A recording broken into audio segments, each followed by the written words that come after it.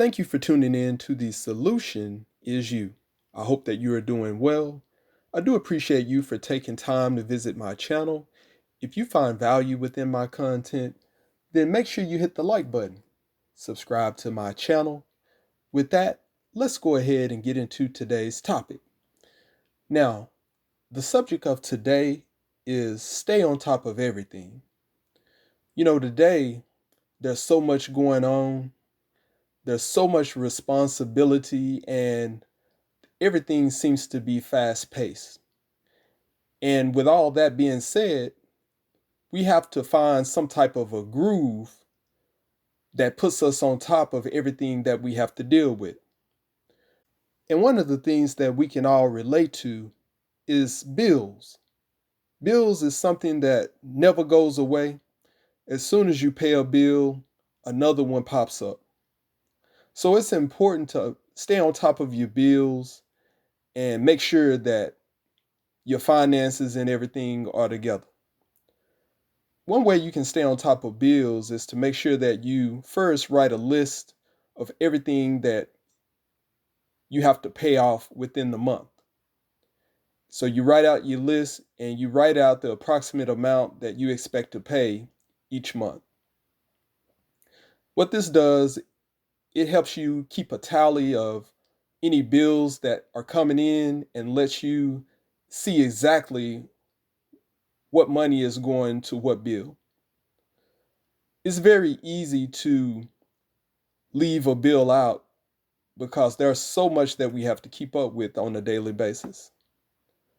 What I do in my personal life is I like to double up, sometimes triple up on a bill, especially the smaller bills. So if you have like a phone bill, cell phone bill, or if you have water bill or something like that, I like to double up on those type of bills. So what that does is buys me at least 2 months where I don't have to worry about that particular bill. And I find that that's a good way to stay ahead and stay on top of finances in terms of bills. It's nothing like having family come over, you having a big get together. So there's some games, some card playing, dominoes, and you might have some food going on. And out of nowhere, in the middle of everything, your power goes out. So you realize there's not a storm, and you call up the electric company and they tell you you didn't pay your bill and they came out and disconnected you. You know how embarrassing that can be. So it's so important to write things down and not to rely solely on your memory. The next thing you have to stay on top of and be aware of is sales pitches. We all are aware of the salesman that runs up on us when we're at the grocery store, when we are out just in general doing shopping, or maybe we're just going to run a quick errand and there's always a salesperson running up on you trying to pitch you to change your electric service, or maybe trying to get you to lower your cell phone bill by getting you to switch to their carrier of choice. Just the other day, I was running into the grocery store and I couldn't even get in the door good. It was a guy in there with a three-piece suit on, and I just knew he was a salesman because who's going to be inside the store wearing a suit right at the entrance and, speaking to me before I speak to him. So you have to be very aware of these sales pitches because their goal is to get you into your emotions to where you can purchase something without thinking things through. And a lot of times you might not be in a position to take on any more responsibility or any type of thing that could potentially set you up for a debt situation. And they're relying on your emotions to sign up for something without thinking. And a lot of times they'll try to suck you in by saying that you can sign up but just cancel. But that's a red flag because what type of business, reputable business, will entice you into signing up for something just for the short term? So you have to always be aware of these people, because once you sign the dotted line, a lot of them, they say you can cancel within 30 days or whatever. A lot of them will want access to your bank account so they can do an automatic draft, and they'll use the fact that you could possibly cancel within a certain period of time with no obligation. And so these are all marketing strategies to get you to sign up and possibly forget, or for them to get that first draft out of you. And so you have to be aware of this, because the only person that this can harm is you.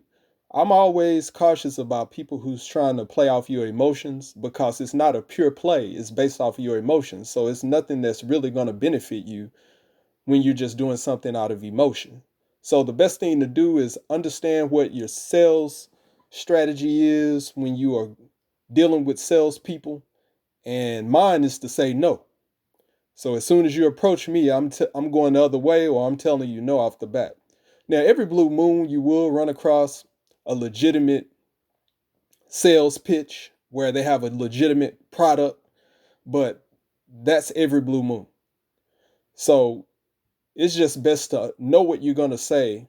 So once you get into one of those type of situations, you can just let them know what you want to do, and don't become emotional when approached by one of these salespeople.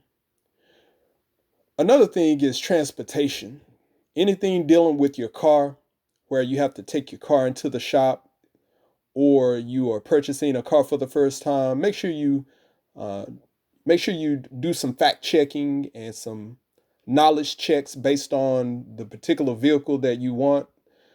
Every time I get ready to purchase a vehicle, I like to know everything from top to bottom about this vehicle. I need to know the mileage. I need to know um, the history of engine problems with this type of car, transmission issues with this particular model of vehicle.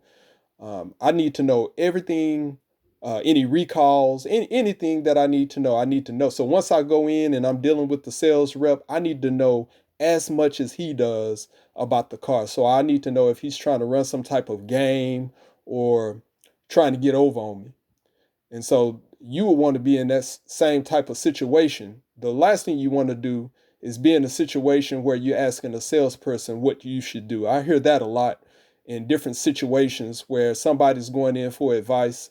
For example, if you're watching Cops, for example, and the cops are interrogating someone, and the person is asking the cops, do you think I should get a lawyer? Anytime you're doing business, you're an adult and you're doing business with someone, you don't need to ask anything. These are things that you should already know. So when you're at the shop, the auto shop, you're taking your car into the shop, you need to understand is and communicate exactly what your expectations are about getting your vehicle fixed. I remember one time I took my car to my local auto shop. This is a place I've been going to for a few years. So they understand exactly the way I do business. But this one particular time, I took my car up to the shop and I told them, I need you to look at it and let me know what the deal is with the car. And then I'll let you know what I need to do, what I need for you to do with it. And the next thing I know, in about 2 days, they giving me a call talking about your car's been fixed. Come pick it up. And so, I'm like, how you gonna fix my car and not even tell me what was wrong with it? What if it had a major issue? And maybe the labor and everything came out to, $700, $800, $900, and you done already fixed it talking about my car is ready.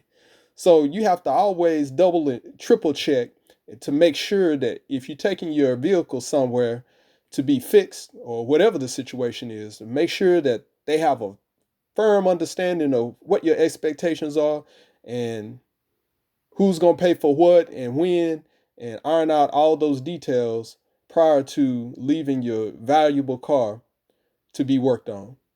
Otherwise, you can find yourself in a whole heap of trouble and having to possibly borrow money or leave your car, or go without transportation until you can get things squared away. Lastly, keep your personal business in house.